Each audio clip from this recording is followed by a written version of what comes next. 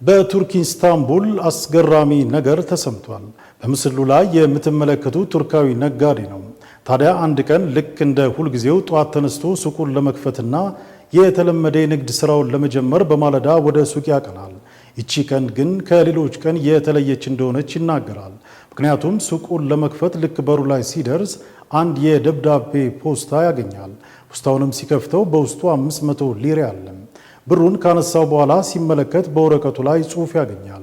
ደብዳቤው ላይ ያለውን ጽሑፍ ልጅ እያለሁ እኔና ጓደኞቼ ያለ ፍቃድ ከሱቅ ቸኮሌትና ብስኩቶች ብዙ ጊዜ ወስደንብሃል፣ ይቅር በለን የሚል ነበር። ነጋዴው ቱርካዊ ባነበበው ጽሑፍ እጅግ እንደተገረመም ተናግሯል።